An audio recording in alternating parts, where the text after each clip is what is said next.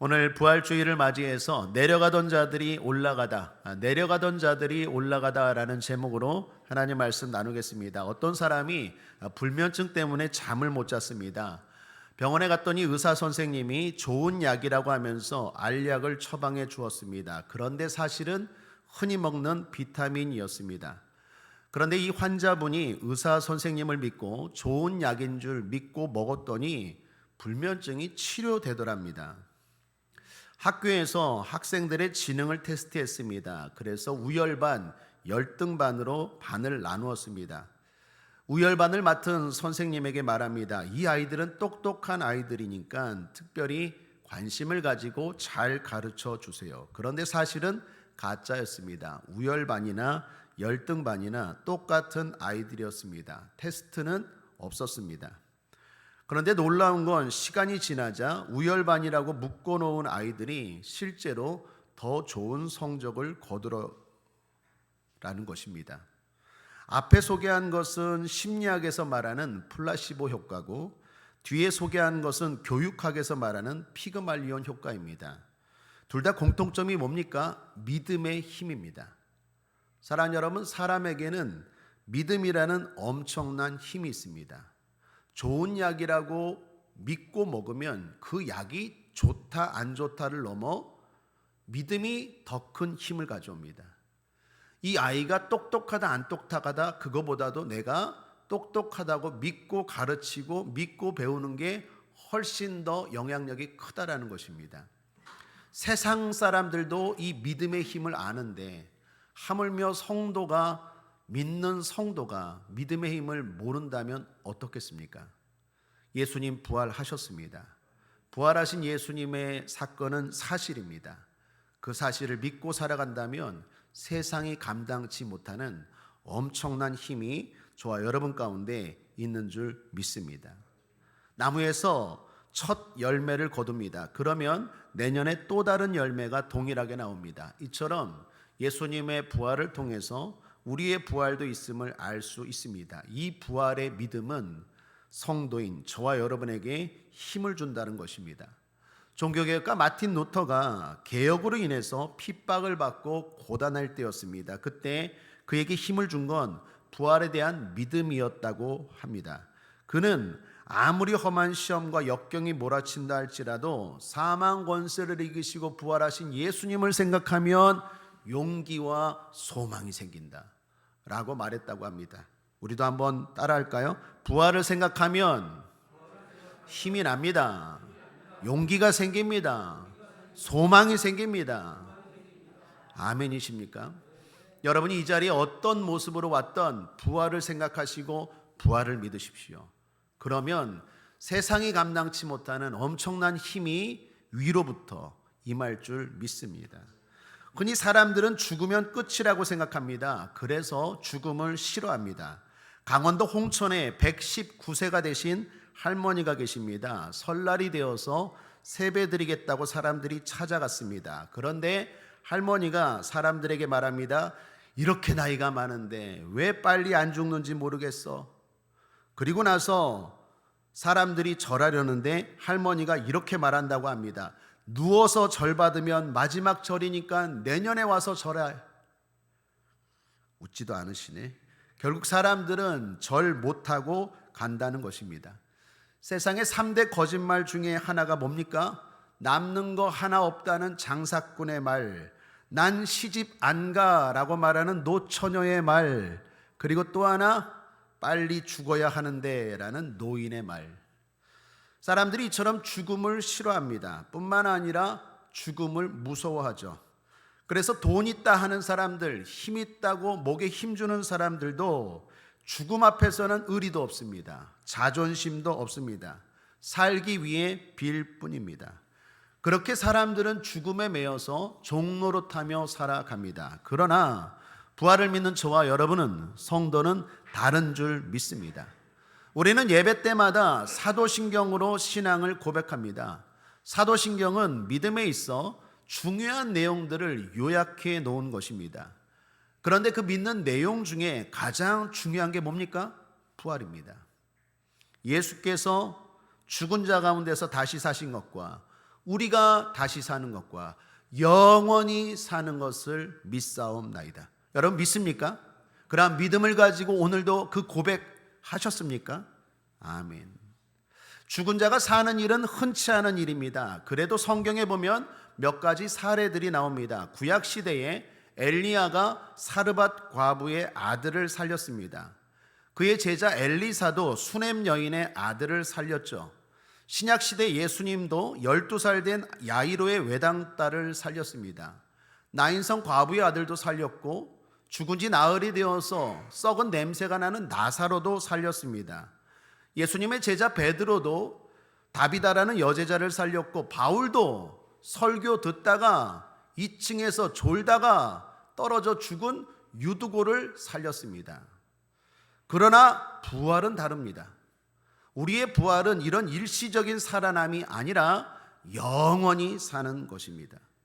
초대교회 성도들은 이 부활 신앙을 가졌습니다. 그래서 죽음 앞에서도 담대했습니다. 히브리서 11장 35절에 보면 또 어떤 이들은 더 좋은 부활을 얻고자 하여 심한 고문을 받되 구차히 풀려나기를 원하지 아니하였으며, 구차히 풀려나기를 원하지 아니하였으며, 결국 그들은 원형 경기장에서 사자의 밥이 되었습니다. 그럼에도 불구하고 사망아 너의 쏘는 것이 어디 있느냐, 죽음아 너의 승리가 어디 있느냐 담대히 외치며 죽음을 맞이했습니다.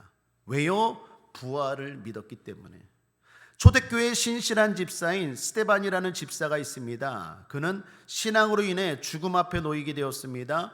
영적으로 무지하고 무자비한 사람들이 스데반 집사에게 돌을 던집니다. 그럼에도 불구하고 스데반 집사는 그들을 용서하고 축복 기도까지 하며 죽음을 맞이했습니다.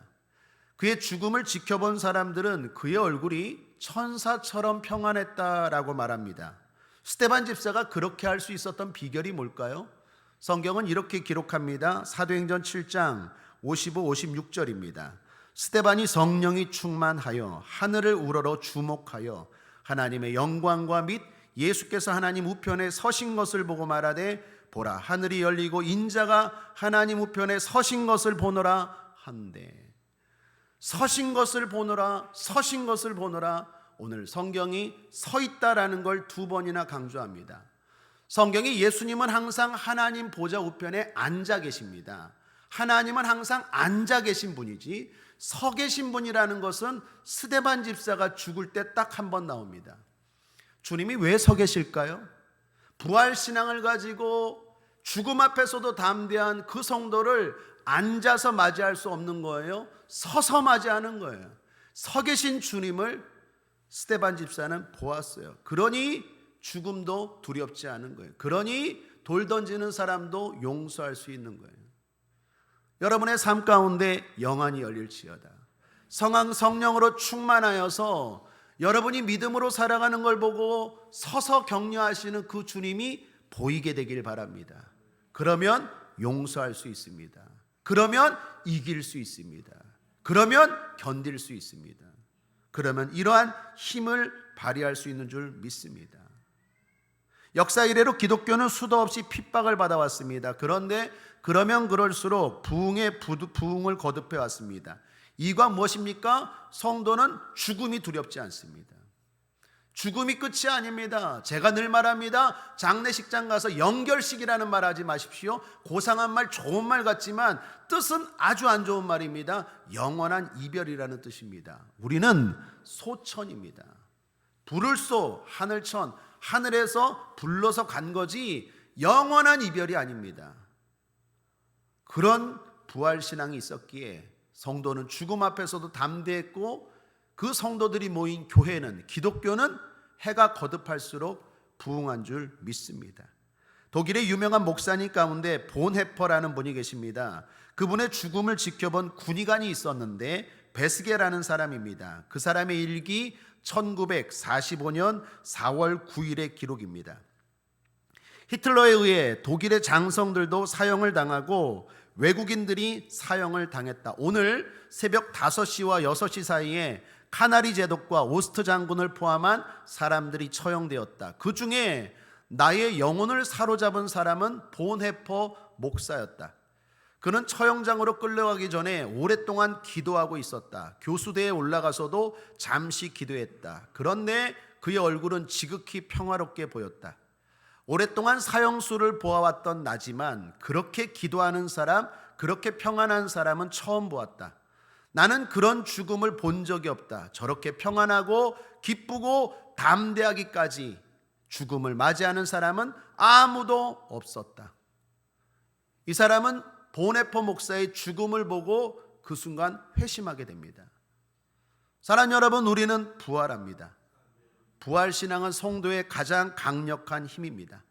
이 부활신앙 꼭 소유하시기를 2023년도 부활주일에 주님의 이름으로 축복합니다. 오늘 말씀은 부활신앙을 갖게 된 두 제자의 이야기입니다. 예수님의 두 제자가 엠마오라는 마을로 내려가고 있었습니다. 이들이 누구인지 정확하게 알 수는 없습니다. 이름도 배경도 성경이 더 이상 가르쳐 주지 않기 때문입니다. 그런데 이들은 아마도 믿음이 있는 더욱이 핵심적인 예수님의 제자들이었던 것 같습니다. 왜 그렇게 추측하느냐? 이들이 예수님의 부활 소식을 누구보다 빨리 알고 있었기 때문입니다. 오늘 새벽 기도 때도 나누었지만 부활의 소식을 제일 먼저 경험한 사람들은 3명의 여인이었습니다. 그 여인들에게 예수님이 말합니다. 제자들에게 가서 내가 부활했다는 것을 알려라. 그러므로 예수님의 부활 소식을 제일 먼저 접한 사람들은 제자들이었습니다. 이들이 예수님의 부활 소식을 알고 있었다는 것은 예수님의 제자, 신실한 핵심적인 제자들이었다라고 충분히 추측할 수 있습니다. 그럼에도 불구하고 이들의 문제는 뭡니까? 신앙에 문제가 있어요. 연약함이 있다는 것입니다. 그것은 부활의 기쁜 소식을 듣고도 슬퍼했다라는 거예요. 17절을 보십시오. 함께 읽겠습니다. 시작. 예수께서 이르시되 너희가 길 가면서 서로 주고받고 하는 이야기가 무엇이냐 하시니 두 사람이 슬픈 빛을 띠고 머물러 서더라. 부활하신 예수님이 조용히 다가왔습니다. 그리고 말을 걸었는데 그 제자들의 얼굴이 슬픈 빛을 띠고 있었다라고 말합니다. 부활의 소식을 들었는데도 슬퍼하고 있습니다. 왜 그렇습니까? 부활을 믿지 못하기 때문입니다. 그래서 예수님이 부활했다는 걸 듣고 오히려 시신까지 없어졌다라고 착각하고 오해하고 슬퍼하고 있는 것입니다. 사랑하는 여러분, 여기 잘 보십시오. 부활을 믿지 못하면 이런 아이러니한 일들이 벌어져요. 진실을 진실로 받아들이지 못하고 기뻐해야 하는 그 상황에 오히려 슬퍼하고 있어요. 그들의 신앙의 상태를 보여주는 말씀이 16절에 나옵니다. 16절. 저희의 눈이 가리워져서 그인 줄 알아보지 못하거늘. 예수님이 찾아오셨어요. 부활하신 예수님이 말씀까지 하세요. 그런데 눈이 가리워져서, 영적인 눈이 가리워져서 알지 못해요. 부활도 믿지 못하고 부활하신 주님이 말씀하고 대화하는데도 알지 못한다라는 것입니다. 영적으로 무지한 부활신앙이 없었던 이 제자들의 모습을 보여주고 있다라는 것입니다. 그랬던 이 제자들이 점점 변화되어 갑니다. 오늘 말씀의 핵심은 이것입니다. 우리도 마찬가지입니다. 우리도 예수를 믿는다고 하지만, 우리도 교회를 나오지만, 매년 부활주일이 되어서 이렇게 주님 앞에 나오지만, 우리도 어쩌면 이 가운데 있는 분들 가운데 영적으로 눈이 가리워져서 무지해서 아직 부활신앙이 없는 사람들이 있을지 몰라요. 이 엠마오의 두 제자가 변화된 것처럼 저와 여러분도 변화되기를 바랍니다. 그들은 변화되었습니다. 그래서 결과적으로 엠마오로 내려갔던 그들이 예루살렘으로 다시 올라갑니다. 오늘날도 많은 사람들이 내려감의 길을 걷고 있어요. 여러분, 성경에서 내려간다라는 건 그리 좋지 않은 의미입니다.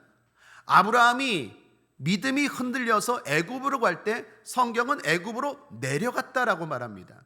누가복음 10장에 한 유대인이 예루살렘에서 여리고로 내려가다가 강도를 만나죠. 성경에서 내려간다라는 것은 지리적으로도 내려가 밑에 있지만 위치적으로 아래 있기도 하지만 내려간다는 건 좋지 않은 의미예요. 올라간다라는 게 좋은 의미입니다. 내려가면 슬픔과 좌절을 말합니다. 사람들이 뭔가에 낙심하고 내려가요. 마음이 내려가고 지위가 내려가고 부요가 내려가고 건강이 내려가고 무엇보다 신앙이 내려갑니다. 오늘 제자들도 꿈과 소망을 잃어버리고 주님을 떠나 내려갔습니다. 사명과 은혜의 장소인 예루살렘을 떠나 엠마오로 내려가던 사람들입니다. 그런데 그들이 다시 올라갑니다. 부활의 신앙이 생기고 다시 올라갑니다. 사랑하는 성도님들 축복합니다. 올라가시길 바랍니다. 부활 신앙을 가지고 올라가시길 바랍니다. 여러분의 신앙이 올라가시길 바랍니다. 그러므로 말미암아 여러분의 삶도 올라가시길 바랍니다. 부요도 올라가시길 바라고 건강도 올라가시길 바라고 올라가는 삶 되시기를 주님의 이름으로 축복합니다. 자, 이런 제자들의 변화 과정을 따라가 보면 제가 네 가지로 정리했는데 네 가지의 단계를 발견할 수 있습니다. 첫째로 한번 따라할까요? 동행의 단계. 15, 16절입니다. 함께 한번 읽어보죠. 시작. 저희가 서로 이야기하며 문의할 때에 예수께서 가까이 이르러 저희와 동행하시나 저희의 눈이 가리워져서 그인 줄 알아보지 못하거늘. 여기 주님이 그들과 동행했다라고 말합니다. 사랑하는 여러분, 주님은 주님의 사람들과 동행합니다. 이는 제자들만이 아니라 우리도 마찬가지입니다. 요한계시록 3장 20절에 보면 볼지어다 내가 문 밖에 서서 두드리노니 누구든지 내 음성을 듣고 문을 열면 내가 그에게로 들어가 그로 더불어 먹고 그는 나로 더불어 먹으리라. 주님은 우리에게 찾아오셔서 두드리십니다. 아브라함에게 그랬고 모세에게 그랬고 다윗에게 그랬습니다. 예수님의 12제자에게 그랬고 초대교회 성도들에게도 그랬고 지금 우리에게도 그렇습니다. 주님은 누구에게나 찾아오셔서 두드리세요. 그 사람의 신분, 성별, 지역, 배경, 스펙 상관없이 누구에게나 찾아오셔서 두드리시고 문을 열면 동행이 시작됩니다. 여러분 예수님 믿으십니까? 아멘. 그렇다면 예수님이 여러분과 동행한다는 것 믿으시길 바랍니다. 자, 그런데 문제는 뭡니까? 몰라요. 예수님이 나와 동행을 하는데 정작 나는 몰라요. 영적인 눈이 가리워져서 주님이 나와 함께 걸어가시는데도 몰라요. 그게 이 사람들의 한계, 첫 번째 단계입니다. 동행의 단계예요. 여러분은 어떠십니까? 두 번째, 편견의 단계입니다. 한번 따라할까요? 편견의 단계. 예수님과 동행을 합니다. 예수님을 알고 무언가 예수님에 대해 기대를 합니다. 바라는 게 있죠. 왜 그렇습니까? 예수님의 능력을 알기 때문이에요. 예수님이 우리를 사랑한다는 걸 알기 때문입니다. 그래서 신앙생활이 시작되면 반드시 소망이 생겨요. 무언가를 예수님께 바래요. 여기 있는 여러분들도, 예배를 드리는 여러분들도 그냥 오시진 않았을 거예요. 뭔가 내가 주님 앞에 나아갈 때는, 예배를 드릴 때는, 신앙생활을 할 때는 뭔가 예수님께 바라는 게 있는 거 아니겠습니까? 바라는 거 없이 그냥 오셨습니까? 있는 것 같은데? 분명히 있을 거예요. 어떤 사람은 건강을 바라고, 어떤 사람은 자녀들의 평안을 바라고, 어떤 사람은 형통을 바라고, 어떤 사람은 직장을 바라고, 어떤 사람은 배우자를 바라고, 또 어떤 사람은 영적인 신앙, 성령 충만을 바라고, 어떤 사람은 주님께 칭찬을 바라고, 아니면 지금 남모르는 비밀, 아픔이 있는 사람은 그 문제가 해결되기를 바라는 마음으로 이 시간 예배하고 부활하신 주님께 기도할 것입니다. 여러분, 뭔가 바란다는 것은 잘못된 게 아니에요. 그런데 문제는 뭡니까? 어떤 상황에서 무엇을 바라느냐예요. 여기 두 제자가 예수님께 바란 게 있었어요. 그런데 이 두 제자의 문제는 뭐냐? 편견이 있었어요. 잘못이 있었다는 거예요. 18절에서 21절까지 우리 한번 읽어볼까요? 시작. 그 한 사람인 글로바라는 자가 대답하여 가로되 당신이 예루살렘에 우거하면서 큰일 거기서 된 일을 홀로 알지 못하느뇨? 가라사대 무슨 일이뇨? 가로되 나사렛 예수의 이르니 그는 하나님과 모든 백성 앞에서 말과 일에 능하신 선지자연을 우리 대제사장들과 관원들이 사형 판결에 넘겨주어 십자가에 못 박았느니라. 우리는 이 사람이 이스라엘을 구속할 자라고 바랐노라.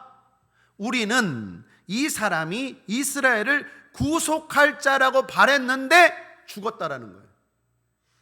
뭔가 예수님께 바라는 게 있었어요. 이 두 제자가 바란 게 뭡니까? 예수님이 로마에 압제당하는 우리나라를 구원해 줄 것을 바랬어요. 바라는 건 잘못된 게 아니라고 했어요. 그런데 그건 하나님의 뜻이 아니었어요. 하나님의 뜻은 더 큰 뜻과 더 큰 계획을 갖고 있었어요. 로마 정도가 아니라 사탄과 사망에서 이스라엘을 구원하는 것이 하나님의 뜻인 줄 믿습니다. 그런데 이들은 잘못된 편견 때문에 어떻게 해요? 실망하게 돼요. 여러분, 신앙생활하면서 이렇게 자기만의 생각, 틀을 가지고 편견을 가지고 신앙생활하는 사람들이 있습니다. 성경에 보면 나다나엘이라는 사람이 그랬어요. 그는 편견을 가지고 있었어요. 메시아는 나사렛이라는 시골의 작은 동네 출신으로 오시지 않을 거라는 편견이 있었습니다. 그래서 친구인 빌립이 전도를 하자 나다나엘이 이렇게 말합니다. 요한복음 1장 46절에 나다나엘이 가로되 나사렛에서 무슨 선한 것이 날 수 있느냐? 빌립이 가로되 와보라 하니라. 여기 나다나엘의 말은 그 당시 사람들의 생각이기도 했습니다. 당시 사람들은 메시아에 대한 편견이 있었어요. 메시아 정도면 큰 마을에 오실 것이고 멋지게 오실 것이다. 그런데 예수님 아니었죠. 나다나엘도 편견이 있었어요. 그래서 예수님이 오셨다는 소식을 듣고 전도받았을 때 이런 모습을 보입니다. 다행히도 나다나엘은 그 편견이 깨졌어요. 그러나 그렇지 못한 사람들이 있었죠. 바리새인들은 나름의 편견이라는 틀을 가지고 예수님을 정죄했습니다. 그리고 그 지독한 편견은 끝까지 깨지지 않았어요. 그래서 누구보다 불행한 사람들이 바리새인들이 되었습니다. 사랑하는 여러분, 여러분은 어떠십니까? 예수님께 뭔가를 바라는데 내가 바라는 게 하나님의 뜻과 맞습니까? 내 바라는 게 날마다 안 이루어져서 자꾸 실망하고 낙심하고 계십니까? 그렇다면 오늘 두 번째 이 사람들과처럼 편견의 단계입니다. 세 번째는 성경의 단계입니다. 한번 따라할까요? 성경의 단계. 자, 예수님은 부활의 소식을 듣고도 믿지 못하는 두 제자에게 말씀을 풀어주십니다. 25, 27절입니다. 가라사대 미련하고 선지자들의 말한 모든 것을 마음에 더디 믿는 자들이여, 그리스도가 이런 고난을 받고 자기의 영광에 들어가야 할 것이 아니냐 하시고 이에 모세와 및 모든 선지자의 글로 시작하여 모든 성경에 쓴 바 자기에 관한 것을 자세히 설명하시니라. 그들은 예수님에 대해 자세히 알게 되었어요. 성경을 통해 알게 되었어요. 그리고 비로소 진리가 뭔지를 제대로 알게 되었어요. 이게 바로 성경의 단계입니다. 성경을 읽어야 예수님이 누구이신지 알게 됩니다. 성경을 알아야 진리가 뭔지를 알게 됩니다. 여기까지 올라온 사람들이 있어요. 참 대단한 분들입니다. 그런데 이 제자들, 여기까지 올라온 사람들의 한계가 뭡니까? 여전히 내려가고 있다라는 거예요. 머리로는 알아요. 아, 그게 진리지. 아, 그게 예수님이지. 머리로는 아는데 문제는 뭡니까? 아직 유턴이 안 돼요. 여전히 내려가고 있다니까요. 알면 올라가야죠. 앞서 소개한 것처럼 예수님 부활하시고 승리한 것처럼 그 예수님을 믿는 우리도 승리할 줄 믿습니다. 그런데 성경을 알아요. 읽어요. 그런데 정작 삶은 내려가요. 마음도 여전히 내려가 있고 여전히 내 삶을 보면 올라가는 게 아니라 여전히 내려가고 있어요. 이게 이들의 한계입니다. 삶이 삶으로 이어지지 못하기 때문입니다. 신앙생활을 하다 보면 열심을 낼 때가 있습니다. 그러나 열심히 오래가지 못해 꺼지는 분들을 보게 됩니다. 시험을 만나거나 문제를 만나면 금방 꺼져요. 이유가 뭡니까? 힘의 부족 때문입니다. 어떤 분이 이런 말을 합니다. 목사님, 설교를 들으면 머리로는 알겠는데 실천이 안 돼요. 충분히 공감하고 이해합니다. 그분들의 부족함이 뭡니까? 바로 이것입니다. 영적인 힘의 부족입니다. 예수님의 제자들도 그랬어요. 그들도 주님에 대해 호기심이 많았고 3년 동안 열심히 쫓아다녔고 예수님의 말씀도 열심히 들었어요. 때로는요, 귀신도 쫓아내고 능력도 행했습니다. 그러나 그것이 진정으로 그들의 삶을 바꾸지 못해요. 시험을 만나자 신앙을 버리고 다 도망갔습니다. 여러분, 이것은 제자들도 우리들도 마찬가지입니다. 이것이 성경의 단계입니다.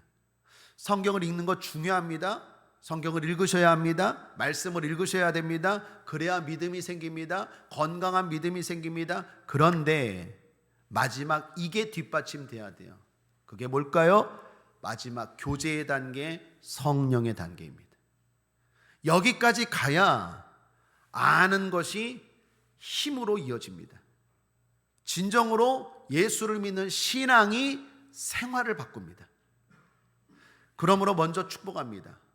마지막 교제의 단계, 성령의 단계까지 가셔서 부활신앙으로 신앙생활하는 저와 여러분 되기를 주님의 이름으로 축복합니다. 마지막 네 번째 단계 28절 30절 함께 읽겠습니다. 시작. 저희의 가는 촌에 가까이 가매 예수는 더 가려 하는 것 같이 하시니 저희가 강권하여 가로되 우리와 함께 유하사이다. 때가 저물어 가고 날이 이미 기울었나이다 하니 이에 저희와 함께 유하러 들어가시니라. 날이 저물어 저녁이 되었습니다. 예수님 이제 떠나가시려고 합니다. 헤어지려고 합니다. 그런데 이들이 예수님을 붙잡았어요. 성경 말씀을 듣고 그리고 나서 예수님을 붙잡았어요. 강권했다라고 말합니다. 사랑하는 여러분, 강권하셔야 됩니다. 강권이라는 말은 힘을 다하여 예수님을 붙잡다라는 말입니다. 여러분이 예수님을 붙잡아야 돼요. 처음에 교회 나올 때는 누군가 사정에서 나오죠. 목사가 사정합니다. 예배 좀 나오세요. 권사님이 사정합니다. 예배 좀 나오세요. 구역장님이 사정합니다. 예배 좀 나오세요. 그러나 복 받길 원하십니까? 여러분이 붙잡으셔야 돼요. 누가 사정해서 나오는 신앙에서 내가 붙잡아야 건강도 올라가고 삶도 올라가고 모든 것들이 올라갑니다. 두 제자들이 붙잡았어요. 주님 떠나가시려고 하는데 붙잡았어요. 옛날에는 예수님이 찾아오셨어요. 그냥 길을 가는데 찾아오셨어요. 그리고 은혜 가운데 풀어주시고 은혜 가운데 성경을 말씀하시고 은혜 가운데 동행하셨어요. 그러나 이들이 진짜 변화되고 복받는 순간에는요, 그게 바뀌어야 돼요. 떠나가시려는 예수님을 붙잡았어요. 강권하여 붙잡았어요. 그때 진정한 변화가 일어나요. 우리 국제하모니교회 성도님들은 사정에서 나오는 신앙인들이 아니라 여러분들이 간절히 주님을 붙잡기 위해서 나오시길 바랍니다. 붙잡는 예배의 역사가 일어나요. 붙잡는 기도의 역사가 일어나요. 붙잡는 찬양의 역사가 일어나요. 누가 사정에서 나오는 예배, 사정에서 봉사, 아무런 역사가 일어나지 않아요. 머리만 키울 뿐이에요.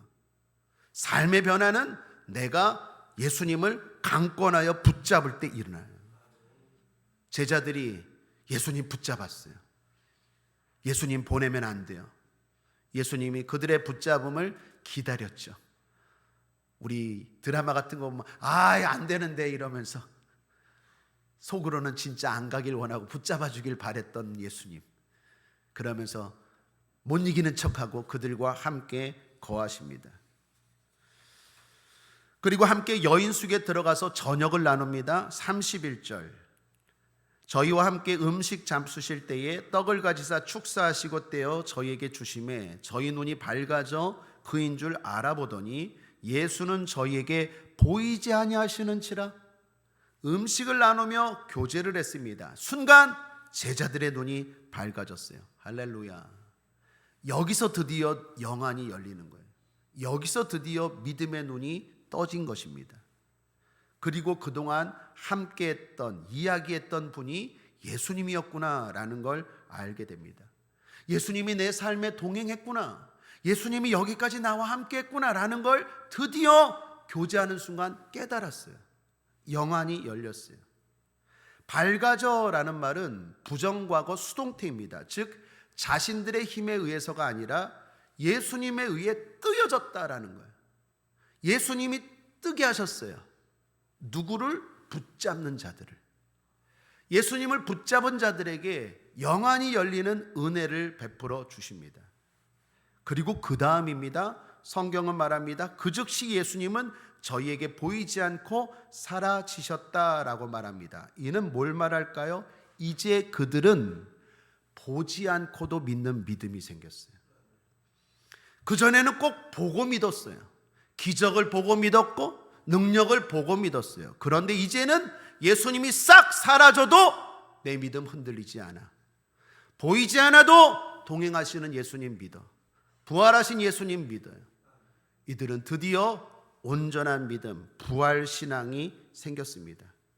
그리고 그들은 이제 말합니다. 32절 함께 읽겠습니다.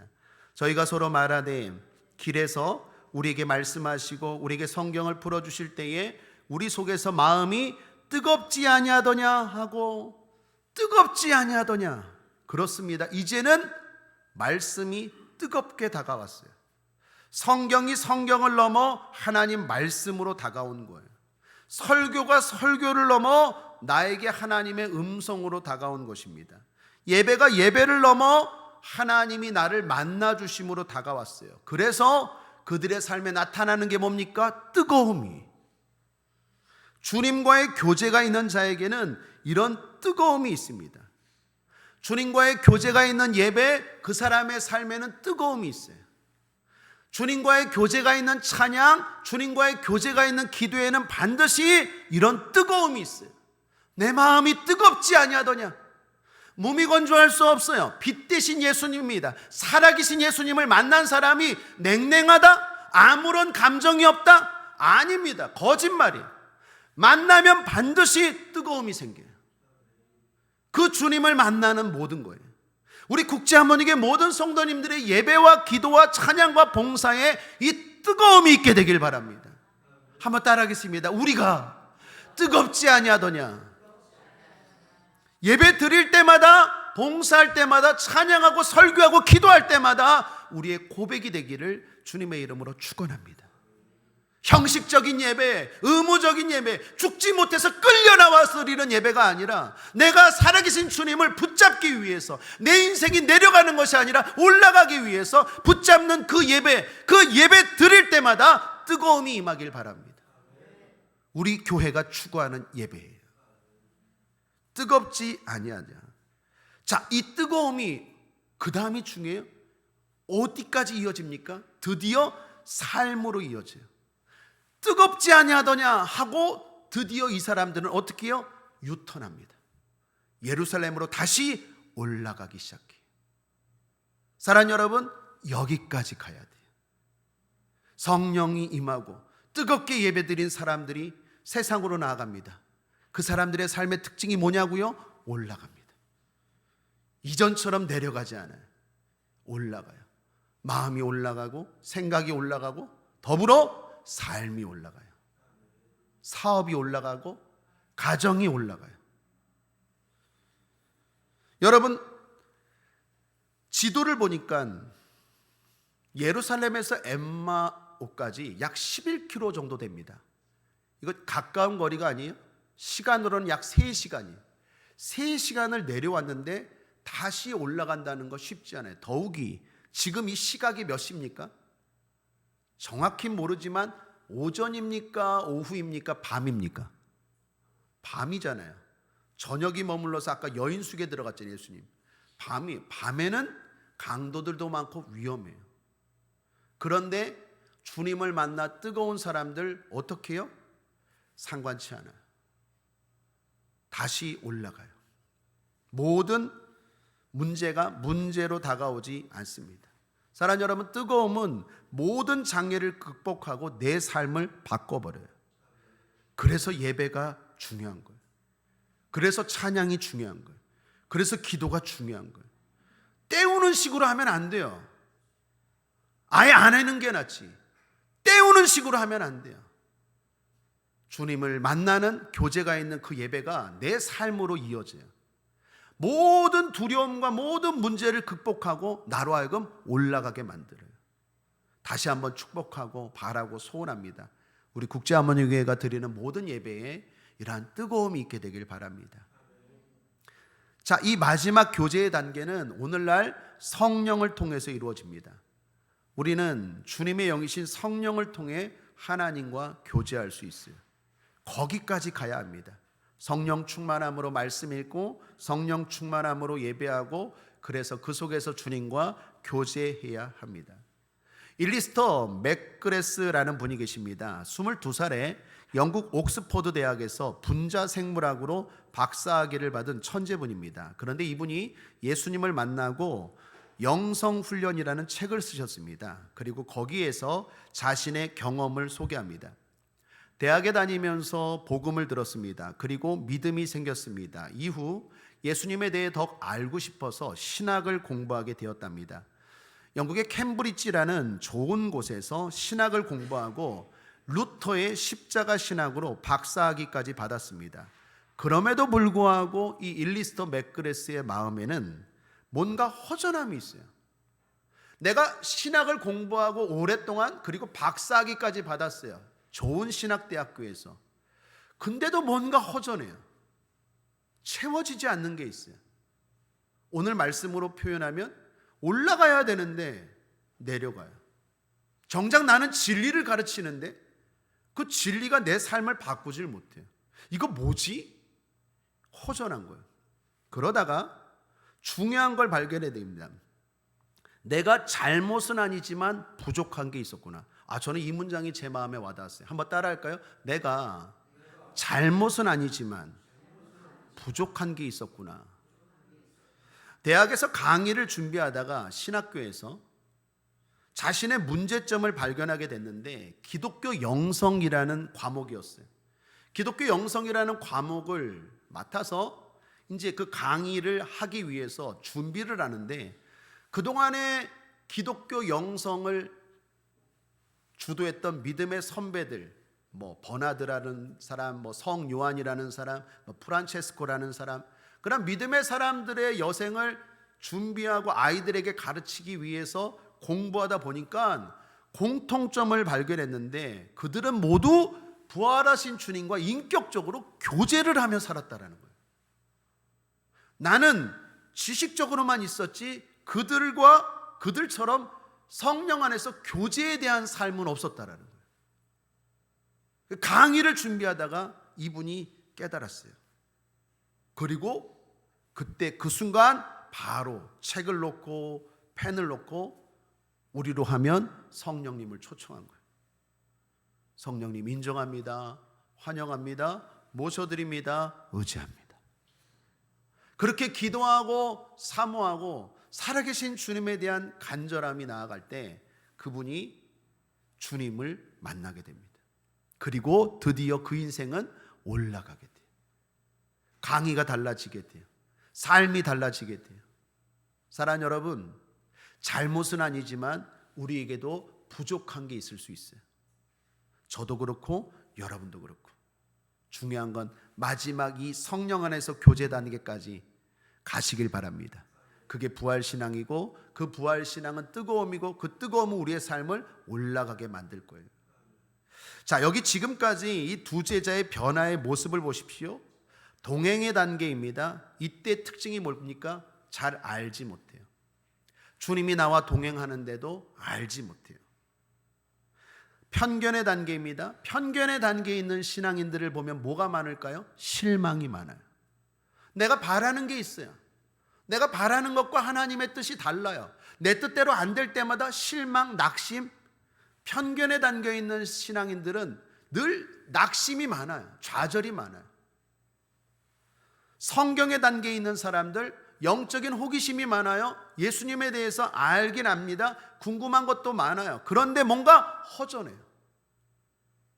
설교를 하면서도 허전해요. 찬양을 하고 나서도 허전해요. 뭔가 허전해요. 이게 뭐지? 뭔가 모르는 공허함이 있어요. 마지막 교제의 단계, 성령의 단계입니다. 이때의 특징은 뭡니까? 잘 알고 잘 가요. 허전함도 없어요. 이때는 보지 않고도 부활하신 주님이 함께 한다는 걸 확신하고 뜨겁게 살아갑니다. 그리고 그 삶은 내려가지 않아요. 그 삶은 올라가는 삶입니다. 사랑하는 여러분, 여러분은 어느 단계이십니까? 레벨업 합시다. 레벨업 합시다. 단계를 높이시길 바랍니다. 그럴 때 여러분의 삶도 올라가는 줄 믿습니다. 신앙이 올라가면 삶도 올라갑니다. 그러한 믿음을 가지고 승리하길 바랍니다.